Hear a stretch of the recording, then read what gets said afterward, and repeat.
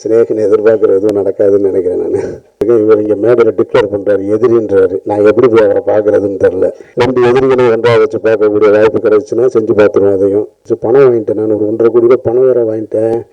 நம்மளாலே நான் எப்போ அடிப்பானுன்ற மாதிரி ஒரு சந்தேகத்திலே இருக்குது.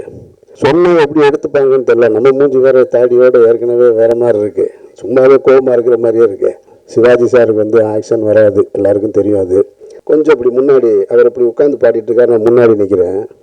ராஜா சார் போயாங்கிட்டு பார்த்தா பாட்டே வரும், பாடவே வர மாட்டேங்குதுன்றாரு. ராஜா சார் பக்கத்தில் சேரில் உட்காந்து பாடிட்டு இருக்காரு, அறியாத வயசு. நான் அப்படி பார்க்குறேன். சேகர் கண்ணை காமிக்கிறாப்புல. நீங்கள் சொல்லுங்க ஜி, ஒன்றும் பிரச்சனை இல்லை. எப்படியா சொல்கிறது? இவன் இங்கே அண்ணன் இவன்லாம் போய் ரொம்ப நேரம் ஆச்சு. படம் பண்ண வாய்ப்பு கிடைக்கல. தானு சாராக இருக்கட்டும், சிவா சாராக இருக்கட்டும், தியாகராஜன் சாராக இருக்கட்டும், அதிகமாக இருந்திருக்கேன்.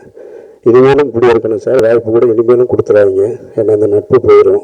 தமிழகத்தில் நடந்த மிகப்பெரிய சத்திரிய வம்சத்துடைய போராட்டத்தை தன்னை சுற்றி நடந்த சூழ்ச்சி தெரியாமலே போயிடுச்சு. அவ்வளோதான், இதுக்கு மேலே அரசியலில் வரவேற்கக்கூடிய ஒரு பாங்கு பார்த்தோம். சிறப்பாக இருந்தது. இங்கே நிறைய விஷயங்கள் பேசணும், காலம் இருக்கான்னு தெரியல. நான் மைக்கை பிடிக்க வரும்போது வேறு சினேகன் ஒரு சிரிப்பு வேறு சிரிக்கிறாப்புல. சினேகன் எதிர்பார்க்குற எதுவும் நடக்காதுன்னு நினைக்கிறேன் நான். வாய்ப்பு இல்லை. சினேகனுக்கு வந்து இந்த இப்போ நான் பண்ண போகிற படத்தில் சந்தனத்தேவனில் வந்து வைரமுத்து சார் தான் முதல் முறையாக நான் இணைஞ்சு இப்போ வேலை செய்கிறேன்.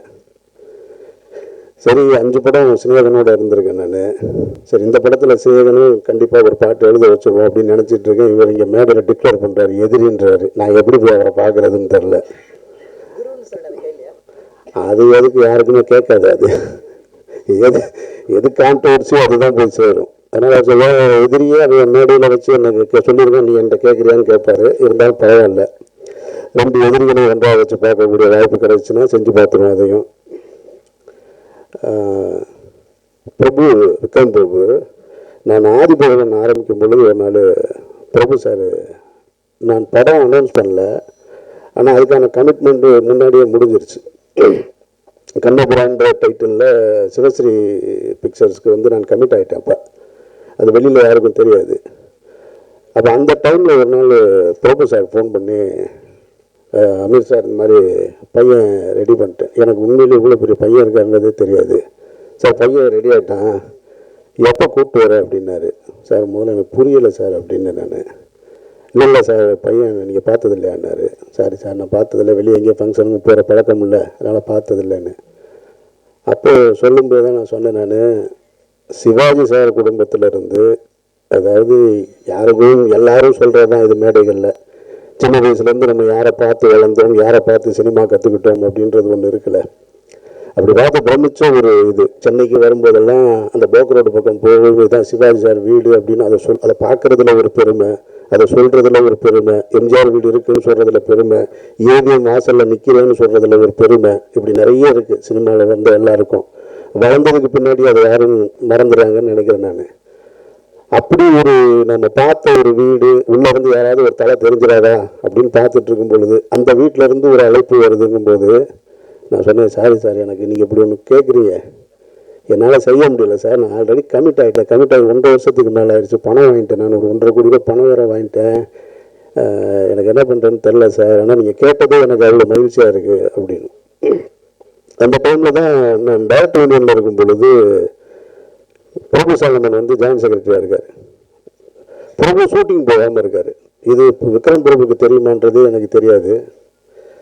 பிரபு என்கிட்ட சொல்கிறார், ஷூட்டிங் போகணும் மெயின், யானை தான் மெயினாக இருக்குது, யானையோடு நிற்கிற மாதிரி ஒரு ஹீரோ வேணும், என்ன பண்ணுறதுன்னு தெரில எனக்கு அப்படின்னு. அவங்க பிரபு சார் ஃபோட்டோ அனுப்பிச்சிட்டார். அதுக்கப்புறமா விக்ரம் பிரபுவோட ஃபோட்டோ நீங்கள் அனுப்புங்க சார், நான் பார்க்குறேன்.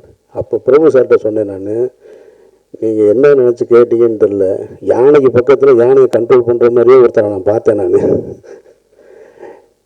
அப்படின்னு சொல்லி பிரபு சாரோடைய பையன் இருக்காருண்ணா. அப்படியா, சரியாக இருக்குமான்னு நான் பார்த்தேன். நீங்கள் கேட்டிருக்கீங்க, நீங்கள் அப்ரோச் பண்ணி பாருங்கன்னு.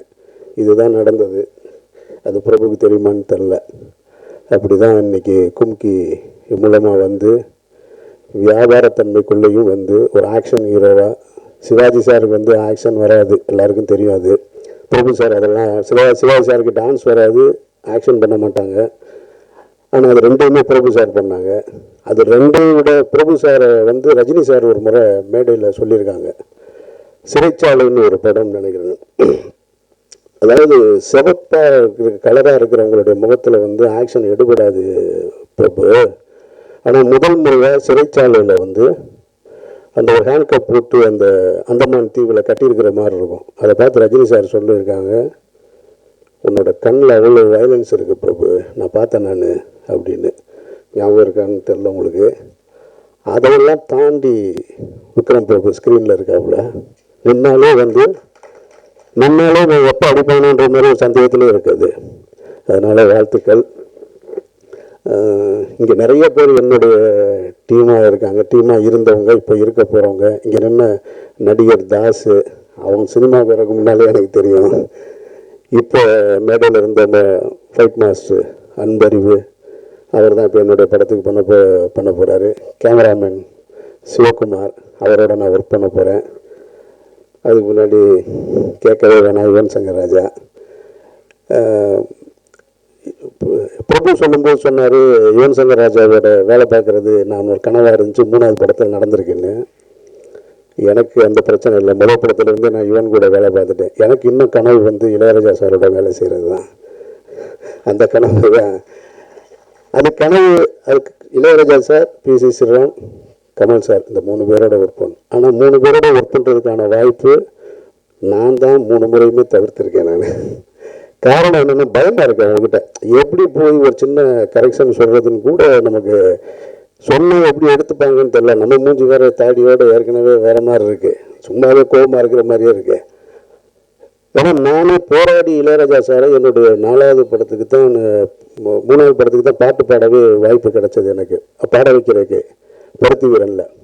அப்போ கூட பிரசாத் சுழியில் இங்கே தான் ரெக்கார்டிங் நடந்தது. இவன் அப்பா பாடுறாருன்னு ஒரு ஓரமாக உட்காந்துக்கிட்டாரு. நான் அது நீங்கள் பார்த்து நம்ம அந்த அறியாத வயசு சாங்கு ரெக்கார்டிங் பாடிக்கிட்டு இருக்காரு இளையராஜா சார். எனக்கு இன்ஜினியர் சேகர் தானே, சேகர் இப்படி சேகருக்கு எனக்கு தெரியும், நான் ஏதாவது சொல்லிக்கிட்டே இருப்பேன் நான். ஏன்னா 2வது படத்தில் ஏசுதாஸ் சார் பாடும் பொழுது இவன் என்ன பண்ணிட்டாரு, நீங்கள் ஏதாவது கரெக்ஷன் கேட்பீங்க, நான்லாம் இப்படி சொல்ல முடியாதுன்ட்டு போயிட்டார் அவர், நீங்களே பேசிக்கிங்கன்னு. ஏசுதாஸ் சார் என்ன பண்ணிட்டாரு, அந்த ஆராடிற சாங்கில் நமக்கு சினிமா தெரியும், அவ்வளோதான், வேறு ஒன்றும் தெரியாது. அதுக்காக சீனியர் யாரையும் மதிக்க தெரியாதுன்னு இல்லை, எப்படி அப்ரோச் பண்ணுறதுன்னு வேணால் தெரியாது, அப்படி தான் இருக்கும். நான் வந்து டாக் பேக் அன்னைக்கு ஏசுதாஸ் சார்கிட்ட, சார் அது வந்து இந்த இடம் சார் அப்படின்னு. அவர் அப்படியே கண்ணை மூடிட்டு அப்படியே நின்னார். அவரை நான் டிஸ்டர்ப் பண்ணுறேன்றது அவர் சொல்ல வர்றாரு, எனக்கு அது புரியலை. ஒருவேளை நான் சொல்கிறது புரியலை போயிருக்கணும். சார் நான் என்ன சொல்கிறேன், நான் திருப்பி டாக்டர் காமிக்க சொன்னேன். அவர் அப்படியே கண்ணை மூடி நின்னார். பக்கத்தில் இன்ஜினியர் குரு, இது வேலைக்கு ஆகாதுன்னு நினைக்கிறேன், ஆனால் அந்த பாட்டு அவர் பாட மாட்டார், கிளம்பிடுவார், பார்த்துக்கிட்டே இருங்க அப்படின்னாரு. இல்லைங்க நான் சும்மா. அப்போ அவர் மறைந்த சுந்தரராஜன் சார் இருந்தார், கண்டக்டராக இருந்தார். அவரும் அன்னைக்கு, இல்லை தம்பி நீங்கள் ஏதாவது கேட்பீங்க, நான் ஏசுதா சார்ட்டெல்லாம் எதுவும் சொல்ல முடியாது, அதனால் நீங்களே பார்த்துக்குங்கன்ட்டார். அப்புறம் கடைசியில் 3வது சொன்னோன்னே அவர் ஒன்றுமே சொல்ல, அப்படி கண்ணை திறந்து ஏசுதா சார் தம்பி பாடி காட்டு அப்படின்னாரு. அதை விட வேறு ஒன்றுமே செய்ய முடியும். பாடி காட்டுன உடனே நானும் ஏதோ பெரிய சாதாரணமாக பண்ணி வந்தவன் மாதிரி நானும் டாக்டர் காமிக்கு வேகமாக இந்த தொண்டையை வேற வச்சுக்கிட்டு இருப்பேன். ஒன்றுமே சொல்ல அவர். அப்படியா, ஓகே அப்படின்ட்டு பாடிட்டு திருப்பி வந்து பக்கத்தில் வந்து உட்காந்துட்டு நல்லா தான் இருக்குது அப்படின்னாரு. சரி, அதே போல் வந்து ராஜா சார்கிட்ட கேட்போம். ராஜா சார் பக்கத்தில் சேரில் உட்காந்து பாடிட்டுருக்காரு, அறியாத வயசு. நான் அப்படி பார்க்குறேன், சேகர் கண்ணை காமிக்கிறாப்புல. நீங்கள் சொல்லுங்க ஜி, ஒன்றும் பிரச்சனை இல்லை. எப்படியா சொல்கிறது, இவன் இங்கே அண்ணே, இவன்லாம் போய் ரொம்ப நேரம் ஆச்சு. இப்படி பார்த்துட்டு கொஞ்சம் இப்படி முன்னாடி அவர் இப்படி உட்காந்து பாடிட்டு இருக்காரு, நான் முன்னாடி நிற்கிறேன். அவர் ராஜா சார் போயாங்கிட்டு பார்த்தா பாட்டே வர பாடவே வர மாட்டேங்குதுன்றாரு. அப்புறம் ஓரமாக நிற்கிறேன். திரும்பி பார்த்தா தானே நம்ம ரியாக்ஷன் கொடுக்க முடியும். அவர் நம்மளை பார்த்தா தானே. அவர் பாட்டுக்கு பேப்பரை வச்சு பாடி முடிச்சுட்டாரு. திரும்ப சேகர் இப்படி சேகரை பார்த்துட்டாரு. அவர் இன்ஜினியரை பார்த்தோன்னே, என்னையா அப்படின்னு. இல்லை டைரக்டர் ஏதோ சொல்கிறாரு. அவர் இல்லையா அப்படின்னாரு. இல்லை சார், அந்த ரிப்பீட் பல்லவியில் கொஞ்சம் அந்த அப்படின்னு சத்தம் நேரம் வர மாட்டேது. இல்லை சார், அந்த ரிப்பீட் பல்லவியில் அப்படின்னாரு. இல்லை சார், அது கொஞ்சம் ஒரு வேறு மாதிரி ஒரு வேரியேஷன். பாட போகிறாரா இல்லையானே தெரியாது, ஒரு சைலண்ட்டாக இருக்குது. அப்புறம் பாடினார், மாற்றி பாடினார். அந்த பாட்டு இப்போ நீங்கள் கேட்டிங்கன்னா தெரியும், ஒரு கொஞ்சம் இழுத்து பாடியிருப்பார். அப்படி அப்படி ராஜா சார் எந்த பாட்டிலையும் பாடினதே கிடையாது. அந்த பாட்டு மட்டும்தான் நான் கேட்டிருக்கேன். நானும் அவர் பாட்டு சின்ன வயசுலேருந்து கேட்டிருக்கேன். பாடிட்டு திருப்பி வர பாட்டு நல்லா இருக்குது அப்படின்னாரு. தெரில, ஏதோ கேட்குறீங்க அப்படின்ட்டு. இது போன்ற காரணங்களுக்காக தான் நம்ம போய் வேலை செய்ய முடியலை. ஏன்னா அவங்களாம் லெஜெண்டாக இருக்காங்க. நம்ம போய் எப்படி கரெக்ஷன் சொல்கிறதுன்னு தெரில. கமல் சார் கேட்கும் பொழுதும் நான் அதான் சொன்னேன். நான் படம் பண்ணணும்னு சொல்லும் பொழுது, சார் நீங்கள் பெரிய டிக்ஷனரியாக இருக்கீங்க. நாங்கள்லாம் வெள்ளை பேப்பரில் எழுதி பார்த்து அப்படியே கசைக்கு கீழே போட்டு நல்லா வரலன்னா அடுத்த பேப்பர் எழுதிட்டு எந்த பேப்பரில் நல்லா எழுதியிருக்கோமோ அதை மட்டும்தான் வெளியே காட்டுவோம். 100 பேப்பர் கிழிச்சு போட்டிருக்கோம், அதை வெளியே சொல்கிறதே கிடையாது. அது மாதிரி தான் படம் எடுக்கிறது. அப்போ நாம் போய் நீங்கள் டிக்ஷனரி சார், நான் போய் அடித்து திருத்தினா நல்லா இருக்காது அப்படின்னு. பிசி சாரோடையும் அது போல தான். அதனால் என்னுடைய கனவு என்பது இன்றைக்கி அவங்க தான். சினிமா போகும் பொழுது நான் உள்ள நுழையும்போது தியாகராஜன் சார்கிட்ட சொன்னேன், எல்லா மக்களும் சரி, சினிமாவுக்கு வந்தவங்களும் வராதவங்களும் சரி, உள்ளே நுழையும் பொழுதே சென்னைக்கு சினிமாவுக்கு வரணும்னு ஒரு 10 டைரக்டர் இருப்பாங்க, 10 ஹீரோ இருப்பாங்க, 10 கம்பெனி இருக்கும், ப்ரொடக்ஷன் கம்பெனி. ஆரம்பத்தில் நடிகர்கள்ட்ட இருந்த சினிமா கொஞ்சம் கொஞ்சமாக டெக்னீஷியன்ட்ட மாறி அதுக்கு பின்னாடி தயாரிப்பாளர்கள் கைக்கு வந்துச்சு. இந்த பேனரில் ஒரு படம் வந்தால் நல்லாயிருக்கும், அந்த பேனரில் இருந்தால் ஒரு கிராண்டியர் இருக்கும்னு. அதுக்கு நம்ம ஏவிஎம் ஏவிஎம் கலைப்புலி சார் படம், இந்த சத்யஜோய் சார், சத்யா மூவிஸு, அம்மா கிரியேஷன்ஸு, இவங்க எல்லாமே வந்து அதில் வந்து எப்பொழுதுமே பார்த்தீங்கன்னா சத்யஜோதி வந்து எப்பொழுதுமே ரொம்ப ஸ்டாண்டர்டாக இருக்கும் அவங்களுடைய படங்கள். அதாவது எக்ஸ்ட்ரானரி சில்வர் ஜூப்ளி படமா இப்போ ஏவிஎம் மாதிரி இருக்குமான்னா அப்படி இருக்காது. ஆனால் ஸ்டாண்டர்டு ஒரு நாள் கூட குறைஞ்சி அந்த படத்தை நான் பார்த்ததே கிடையாது. என்ன படமாக இருந்தாலும் சரி சத்யஜோதினா ஒரு ஸ்டாண்டர்ட் இருக்கும். அப்போ உள்ளே வரும் பொழுது இந்த கம்பெனியில் தான் நம்ம படம் பண்ணிடுவோம், நம்ம டைரக்டர் ஆனவொடனே பண்ணிடலான்னு நினச்சோம். அசண்டாக ஆகும்போது நினச்சோம், வாய்ப்பு இல்லை, ஒரு புது கம்பெனியில் படம் பண்ணி முடித்தோம். சரி, அதுக்கு பின்னாடி இனிமேல் நம்ம ஏவிஎம் கலைப்புலின்னு வரிசையாக பண்ணிகிட்டே இருக்கலாம்னா எந்த கம்பெனிலும் என்னை கூப்பிட்டு வாய்ப்பும் கொடுக்கல, அதுக்கு தகுதியாக நானும் நடந்துக்கவும் இல்லைன்றது தான் உண்மை. அதனால் இன்னமும் ஆனால் அவர்களோடு நெருங்கி பழகக்கூடிய வாய்ப்பு கிடைச்சிது. படம் பண்ண வாய்ப்பு கிடைக்கல. தானு சாராக இருக்கட்டும், சிவா சாராக இருக்கட்டும், தியாகராஜன் சாராக இருக்கட்டும், அதிகமாக இருந்திருக்கேன். இனிமேலும் இப்படி இருக்கணும் சார், வாய்ப்பு கூட இனிமேலும் கொடுத்துறாங்க, ஏன்னா அந்த நட்பு போயிடும். மற்றபடி சத்திரியன் யாரும் சொல்லி தெரிய வேண்டியதில்லை. அது ஏற்கனவே மணிசார வச்ச டைட்டிலு, மிகப்பெரிய பரபரப்பான படம், வெற்றி படமும் கூட. அந்த படத்தோட டைட்டில் இன்றைக்கி வச்சுருக்காங்க. சத்திரியனுக்கு இன்னொரு பேரும் இருக்குது. அந்த பேர் என்னென்னா, சத்திரியன் யாரை குறிக்கும் அப்படின்னு சொன்னால் அது ஒரு அரச வம்சத்தை சேர்ந்தவங்களை குறிக்கும், அல்லது போராடுறவங்களை, அரசர்களோட போர் பயிற்சியில் ஈடுபடுறாங்களா, போரில் ஈடுபட்டிருக்கவங்களையும் சேர்த்து தான் அதுதான் சத்திரிய வம்சம்னு சொல்லப்படுறது. அன்றைய காலகட்டங்களில் வந்து சத்திரியனாக இருக்கக்கூடிய அரசனும் சத்திரிய வம்சமாக இருக்கக்கூடிய போர் வீரர்களும் ஒரே இலக்கோடு ஒரே விஷயத்துக்காக போர் செஞ்சாங்க. ஆனால் இன்றைக்கு வந்து அரசர் வேறையாக இருக்காங்க, போராடுறவங்க வேறையாக இருக்காங்க. சின்னங்கன் வந்துட்டேன்னா எதிர்பார்த்தாப்புல. அதனால் போராடுறவங்க வேறையாயிட்டாங்க. அதில் இன்னொரு முக்கியமான விஷயம், சத்திரிய வம்சத்துக்கு வந்து தங்களை சுற்றி இருக்கக்கூடிய சூழ்ச்சி தெரியாது. சாணக்கியன் போல தங்களை சுற்றி இருக்கிற சூழ்ச்சி தெரியாது. அது கதையில் இருக்கான்னு தெரில. அதனால தான் இன்றைக்கு தமிழகத்தில் நடந்த மிகப்பெரிய சத்திரிய வம்சத்துடைய போராட்டத்தை தன்னை சுற்றி நடந்த சூழ்ச்சி தெரியாமலே போயிடுச்சு. அவ்வளோதான், இதுக்கு மேலே அரசியல் இல்லை. மற்றபடி சினிமாவில் நடிகராக சத்திரிய வம்சமாக இருந்த சிவாஜி சாருடைய குடும்பத்திலேருந்து அந்த பேர் சரியான ஒரு இடத்துக்கு தான் வந்திருக்கு. அதனால் இந்த திரைப்படம் பார்க்கும்போது நல்லா இருக்குது. பிரபு நான் சொல்லலை, பிரபு முதல்ல சுந்தரபாண்டியன்லாம் ஆரம்பிக்கிறதுக்கு முன்னாடி எனக்கு வந்து ஒரு கதை சொன்னார். சிவப்பு கம்பளம்னு ஒரு கதை சொன்னார். ஒரு ஜெயில் பேக்ட்ராப்பில் நான் நடிகணும்னு வந்து பிரமாதமான கதை அது. அந்த படத்தை இன்னும் யாரும் ஏன் எடுக்கலைன்னு தெரியல.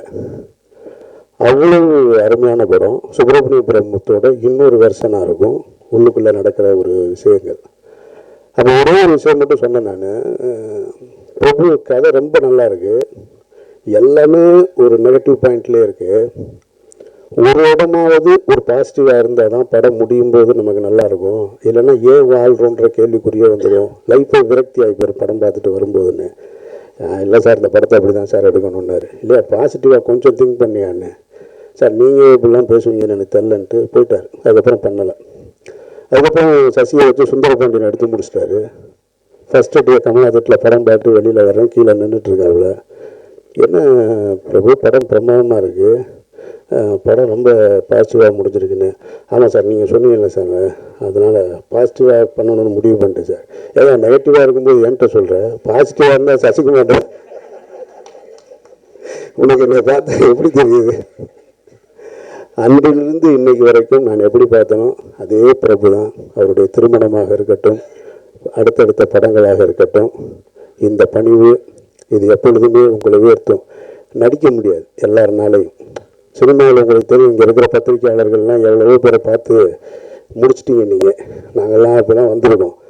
அதனால் மேடையில் பணிவாக இருப்பது போல் முதல் படத்தில் நடிப்பாங்க, ரெண்டாவது படத்தில் இருப்பாங்க, அதுக்கப்புறமா பேச்சு வேறையாக இருக்கும், நான் உள்பட. அதனால் பிரபுவை பொறுத்த மட்டும் நான் என்கிட்ட கதை சொல்ல வந்து எப்படி பார்த்தனோ இன்றைக்கி வரைக்கும் அப்படி தான் பார்க்குறேன்.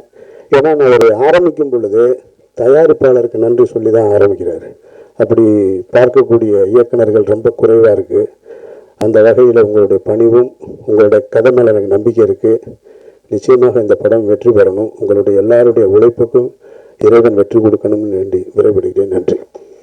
பத்திரிகை துறை சேர்ந்த மூத்த சகோதரர்களுக்கும் நண்பர்களுக்கும் தொலைக்காட்சி, பண்பலை, இணையதளம், வானொலி போன்ற அனைத்து துறை சேர்ந்த அனைத்து நண்பர்களுக்கும் வணக்கம். இது எனக்கு வந்து தேர்ட் மூவி. சுந்தரபாண்டியன், இது கதிர்வேலன் காதல், இந்த 2 திரைப்படங்களுக்கு பிறகு நான் டைரக்ட் பண்ணுற தேர்ட் படம் அது சத்திரியன். இந்த படம் வந்து முழுக்க முழுக்க ஃபஸ்ட்டு பாயிண்ட்டே கதையை நம்பி இறங்கின படம். இந்த வாய்ப்பு எனக்கு கொடுத்த சத்யஜித் நிறுவனம் டிஜி தியாகராஜன் சாருக்கு வந்து இந்த இடத்துல நான் வந்து மிகப்பெரிய ஒரு நன்றி சொல்கிறேன். ஏன்னா தியாக சார் வந்து ரொம்ப சீனியர். நாங்களாம் ஊரில் சின்ன பையனாக இருக்கும்போது அவர் பேர் போட்டு படம் வரும். அந்த சத்யஜித் நிறுவனம் டிஜி தியாகராஜன்னாலும் அந்த படத்துக்கு போயிடுவோம், இதயத்திலேருந்து எல்லா படமும். ஸோ அவர் வந்து ஊரில் போஸ்டரில் பேரை பார்த்து பழக்கம். அப்போ இருந்த பிரமிப்பேன்.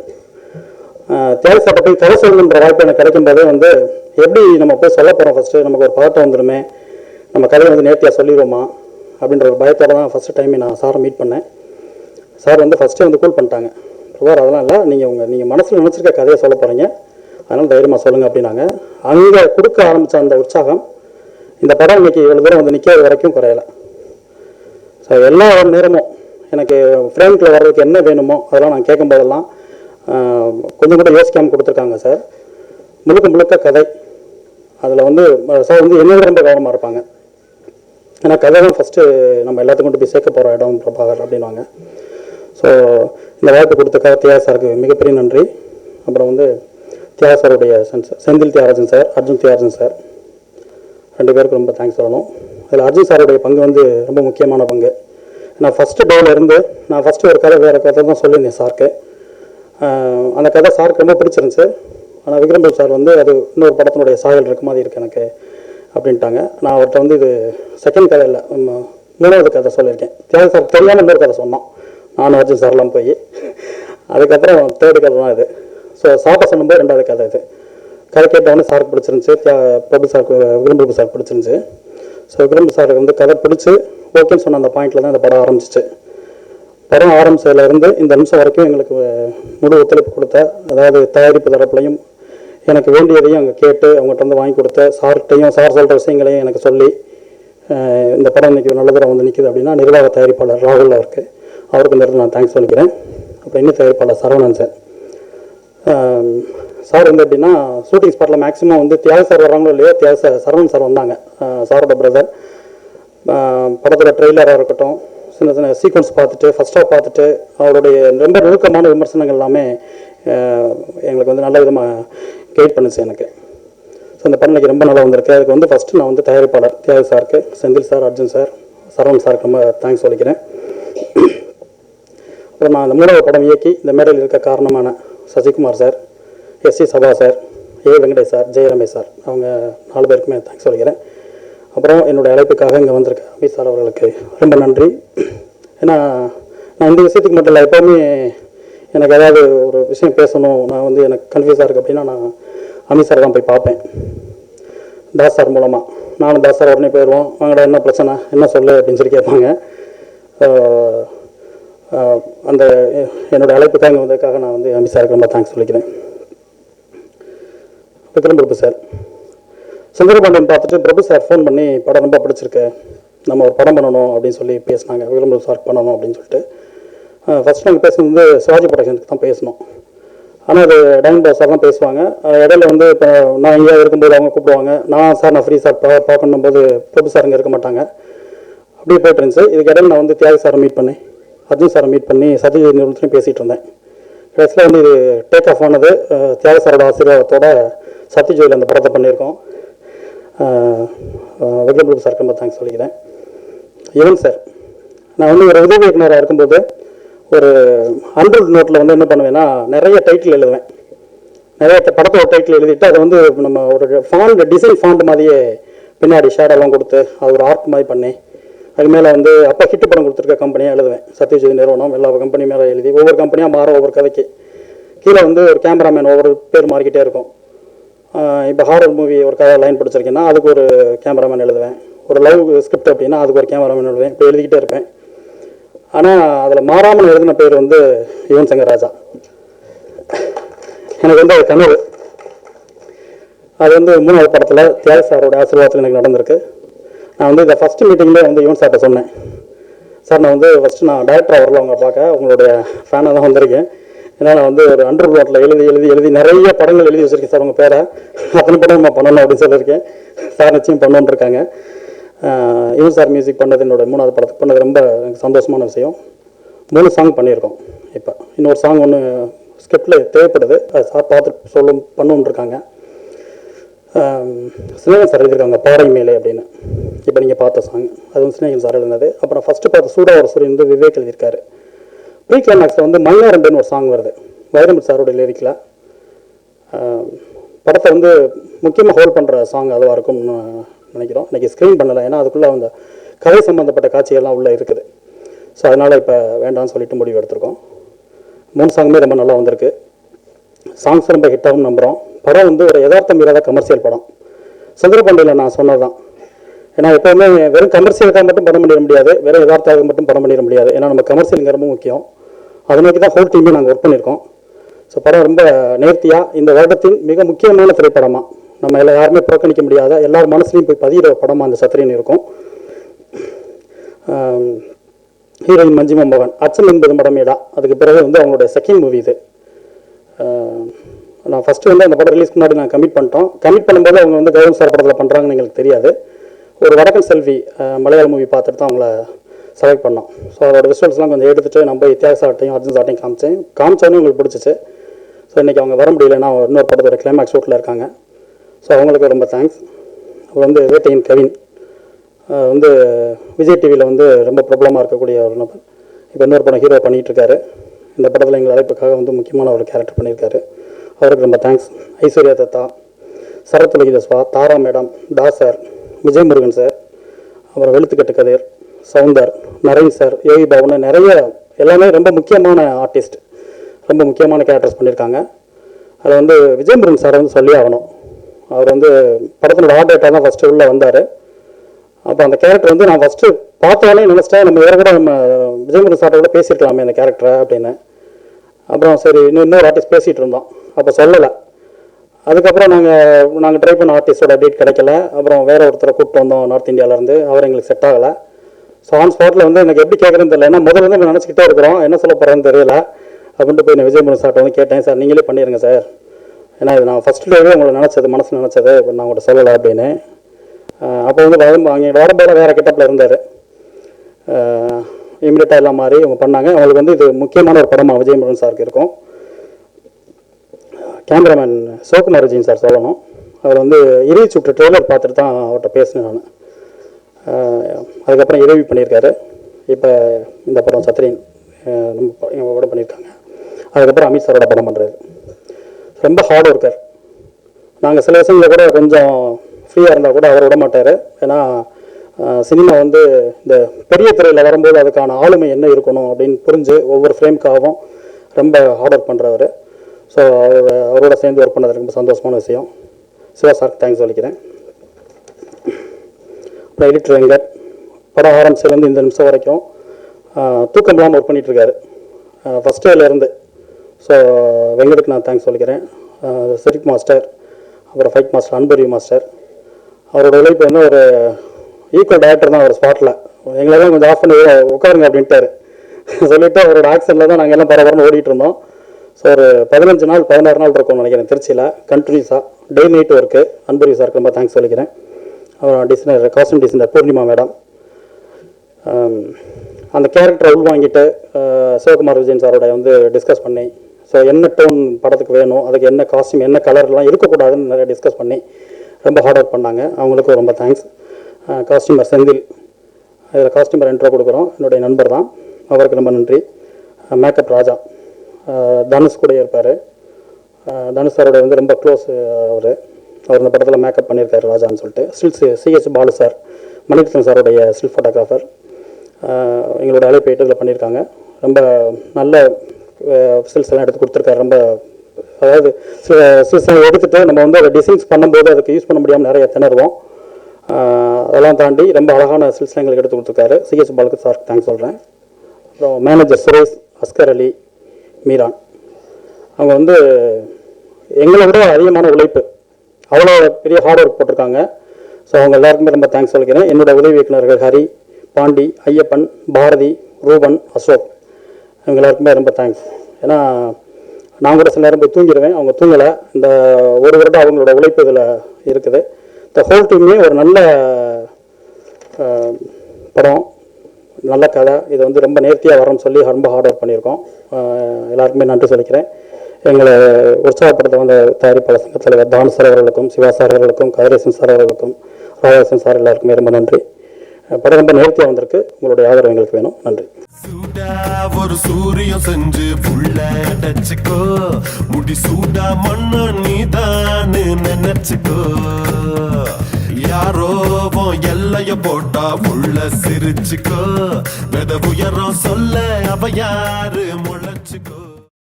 ஏன்னா அவங்க வேலையை செய்கிறத விட்டுட்டு இவர் ஏன்டா வந்து நடிக்க வர்றாரு. இப்போ கூட இவ்வளோ முடியெல்லாம் வச்சுட்டு வந்திருக்காரு இசையமைப்பாளர். இவ்வளோ பயந்து ஓடிடுவார். எங்கள் அப்பா குரலை கேட்டு இந்த ஆளுக்கு எப்படிங்க போடுறது பாட்டுன்னு ஒன்னாருமே நீ என்ன ஆரம்பித்தார். இவர் எந்த இதில் போகிறது, ஸ்கேலில் போகிறது, எந்த ஸ்கேலில் வரல. இவர் வந்து அப்பா இல்லைப்பா நீங்கள் வந்து கொஞ்சம் நீ அதுக்கு ஏற்ற மாதிரி பண்ணுற பட சொல்லிட்டு போயிட்டார். அவங்க இவ்வளோ தூரம் பேசுவாங்க நான் எதிர்பார்க்கல. அவங்க ஏன்னா அறிவாளிகள், அவங்களுக்கெல்லாம் சொல்லவே தேவையில்லை. நம்மளை மாதிரி முட்டா பயலுகள் இல்லை, அவங்க கொஞ்சம் அறிவோட நல்லா, ஏன்னா சர்வீசஸ் அதிலெல்லாம் இருக்கிறவங்க. உதயநிதி ஸ்டாலின் கூட பேட்டிலாம் கொடுத்தாரு, கொஞ்சம் பயந்தாங்க. நான் சரி நீ எங்கேயா ஏன் பயப்படுற, என்ன இந்த பக்கம் பிரகாஷ் ராஜ், இந்த பக்கம் ராதாரவி, அவன் என்ன பெரிய இவனில்ல, அவன் ஒரு நடிகை அவ்வளோதான், சம்பளம் வாங்கிட்டு நடிக்கிறான், அதோட நினச்சிக்க மனசில் அப்படி நெஞ்சு பிடிச்சி தள்ளுறான், நிற்கிறான். அப்படி பார்த்தேன் நான் பார்த்து வளர்ந்தப்ப நாடா இப்படி பண்ணுறேன். கலைஞரின் குடும்பம் என்பது வேறு, கலை குடும்பம் இது. அதனால் சொல்கிறேன். நான் அந்த அரசியல் பேச வரல. நான் ஒன்று என்ன ஏதோ ஒம்பு மாட்டி விட்டுறாதீங்க, ஏதோ அரசியல் பேசுகிறோம் ரொம்பலகிறான்னு.